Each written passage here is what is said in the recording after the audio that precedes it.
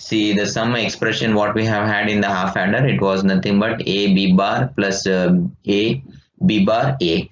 Okay, and carry what we got a into b, and we were making use of the third bit, that is v ck minus 1. So whether we can make this ck minus 1 as an output entity, as an output entity. So when we come up with an output entity, you can see here when the previous carry, that is ck minus 1, it is 0 means, then we can implement your SR, that is we can implement your sum expression of the adder by using an XOR operation. Similarly, the multiplication, that is a carry bit, we can do it by using a AND operation. And also when the previous carry, if it is 1 means, then we can implement the sum operation by using an XOR operation, that is a XNOR operation, and also the carry we can implement by the use of OR gate. So with the use of these two configurations, so we have designed and modified ALU, and also we have seen that when your AK is equal to BK, we know that your sum expression will be your previous CK minus 1, and when your AK is not equal to BK means, then your sum expression is the complement of the previous the carry what we have generated. So therefore what we have done is we have created a two combinations, that is nothing but A and B. Instead of giving directly to them an adder element, what we have done is, so we have created an inverter between them. So that is nothing but anyway for AK is equal to BK, we know that your SK is nothing but CK minus 1. So in order to get a complement of that, that is when AK is not equal to BK, so we want to make sure that SK is nothing but the complement of CK minus 1. So in order to implement that, what we have done is, so we have created an inverter terminal in the input section. So you can see here we have created an inverter terminal in the input section. So if I create an inverter terminal in the input section means, then I can implement this adder in order to work like a 4-bit ALU subsystem. Okay, so the first adder element I have added, the second adder element I have added, the third adder element I have added, and the fourth adder element I have added. So you can see A0, A1, A2, A4. And similarly, you have a B0, B1, B2, B4. So depending upon the A0 and B1 combinations and the input what you are going to feed it as a carry in. So based upon that, your sum and carry will be generated. And you can see here the sum we have anyway taken it out from the adder element, but whereas the carry what we are going to generate, and that carry we are propagating to the next adder, because we know that the sum expression is depends upon the previous carry what we have generated. So therefore this type of elements we call it as a reduction or a modified version of a ALU subsystem. Okay, and then what we have want with, we want to enhance or we wanted to do the modifications for the adder element. So again what we have done is, so we have taken the concept of propagations. So what we have taken a concept of propagation is, so when a two elements or when a 2-bit numbers has been added, the sum and carry expression, so or the carry whatever we are going to get the in the 2-bit expressions, so that can be feed to the next subsystem. So means what, we can use the propagation concept of the carry what we have generated in the previous case, so that we can create a sum expression and a carry expression in a 4-bit adder or any n-bit adder.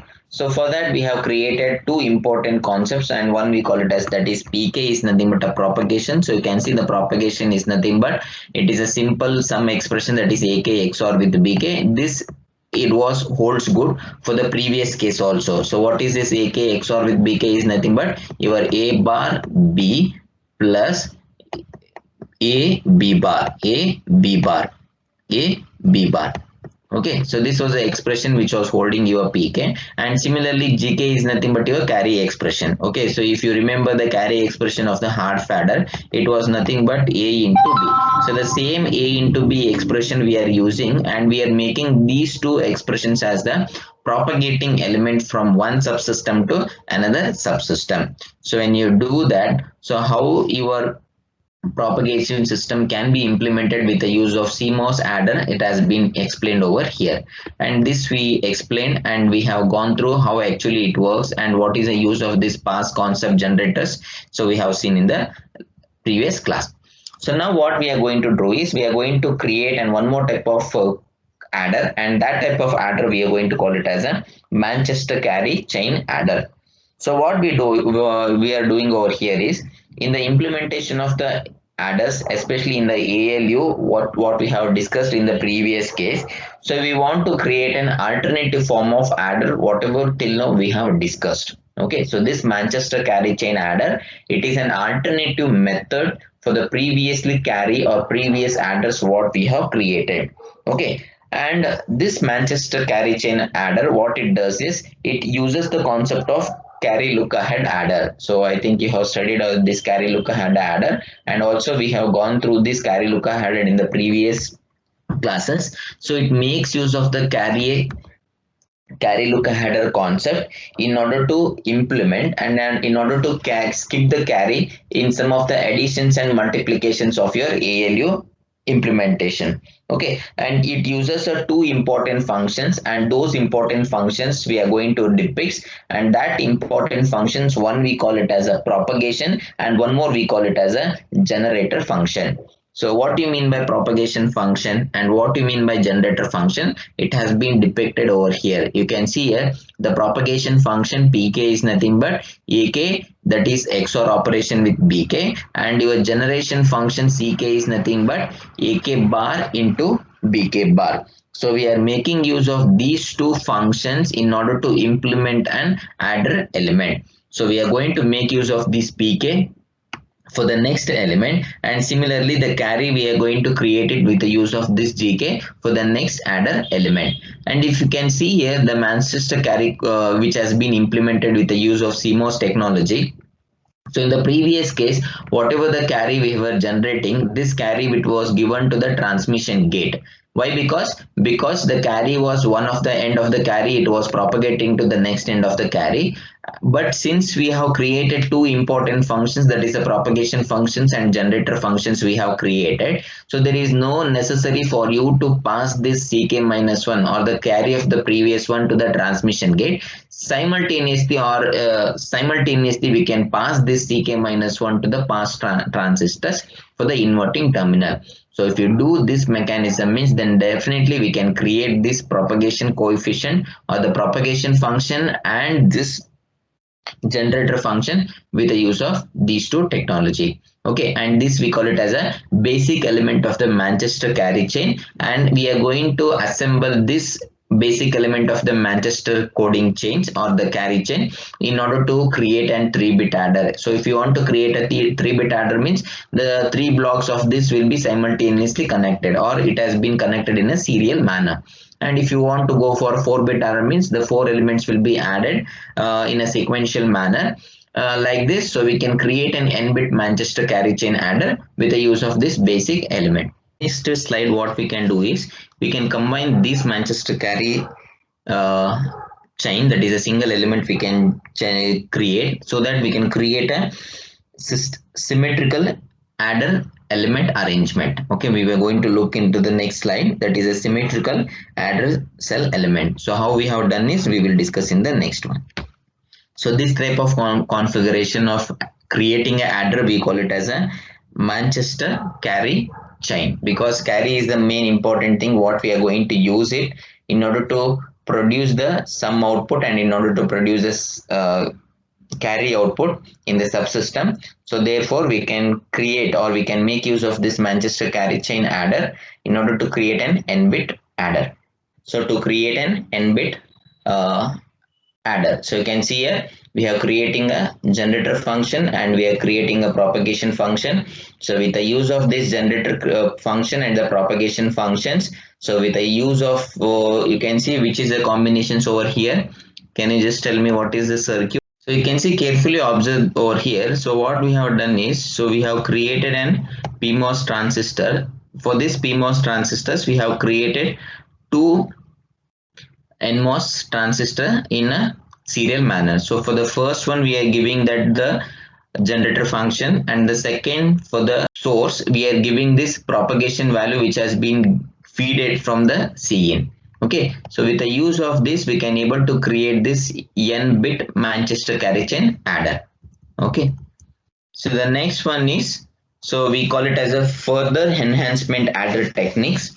So what do you mean by this further enhancement adder techniques is, we are going to create an adder with the use of mux elements. Okay, so we are going to create an or we are going to design an adder with alternating techniques.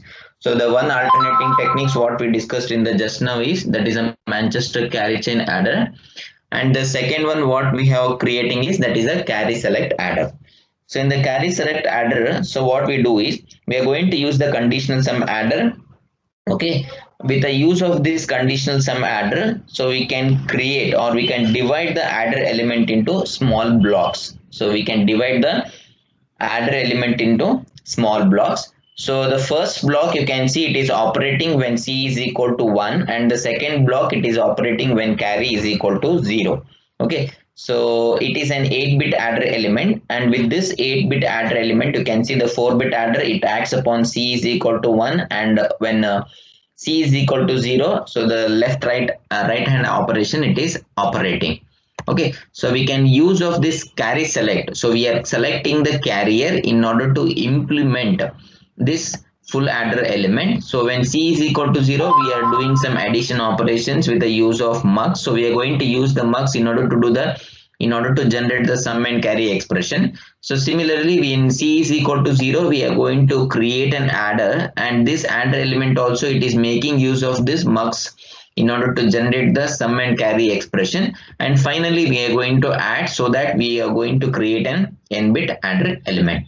Okay, so this type of elements or this type of configurations we are going to call it as a carry select adder. So we are making use of the carry bit in order to select whether it can perform a 4-bit adder for the c is equal to 0, or it is performing the adder when c is equal to 1. Okay, so this is a one combinations what we can go for carry select adder. Sorry, this is how we can make use of this carry select adder for the 6-bit. In the previous case I told you it is for the 4-bit adder, and we can make use of this as a for the 6-bit adder. Okay, so this is one of the simple example or how we can make an adder with the use of carry select adder. Okay, so the next one is, so before we go for any modifications for the adder, it is necessary for us to know what is the propagation delay which has been exerted by each element, so that the propagation delay should not be an above the tolerance level. So it is necessary for us to understand, so how we can do the optimization of the adder with the use of propagation delay. So basically or in general, so if you want to be a good VLSI designer means, then the propagation delay or the computation time in order to implement any adder. So if I give an input to an adder, so the moment when I give an input to the adder, I should get an output. So that is how my aim has to design the VLSI subsystem. Okay, so in order to analyze this, that is the speed of execution of any element, so it is necessary for us to know what is the propagation delay it has been exerted from one subsystem to another subsystem, or from one element to another element. You need to understand. So in order to see the computational time which has been taken by an n-bit triple carry adder, we will be representing that equation in terms of t is equal to k1 into n1. So what do you mean by k1? K1 is nothing but it is a delay which has been exerted by one simple adder element, and like that if you have an n-bit adder means, so then the total propagation delay will be k1 into n.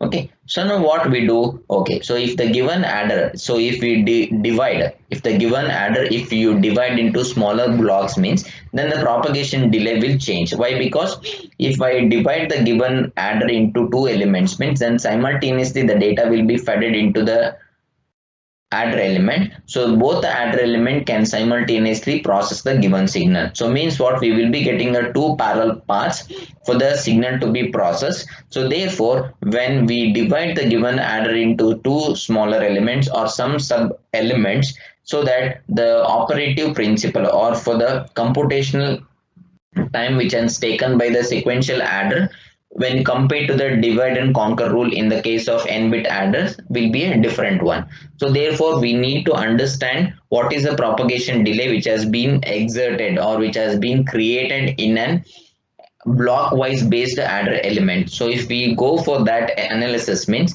then the propagation delay will be represented with the expression called as t is equal to K1 n by 2 plus K2. So what do you mean by n? N is nothing but the number of blocks what we have created, and K1 is nothing but, that is what I have said, the delay element exerted by the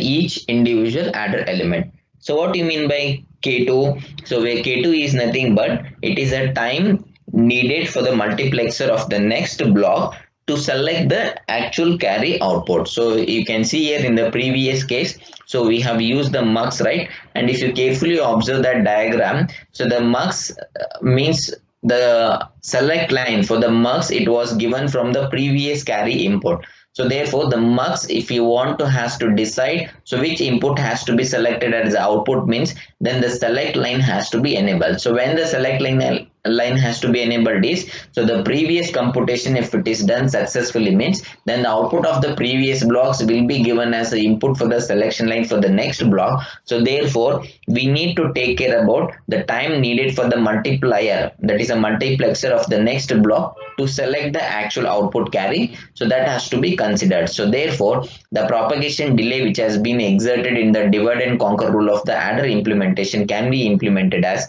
T is equal to K1 n by 2 plus K2. Okay, and the computational time whatever we have taken, or whatever the carry out signal we have taken, no, so basically it consisting of two parts. So what are those two parts it's consisting of?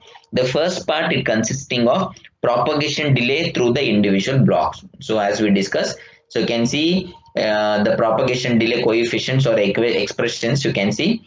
So from the use of this propagation delay expression, so we can say that it is mainly concentrated, or it is mainly depends upon two important parameter. What are those? The K1 and K2. So what is this K1? K1 is nothing but the propagation delay which has been exerted by the individual block, and K2 is nothing but it is a propagation delay which has been exerted because of the multiplexer stage.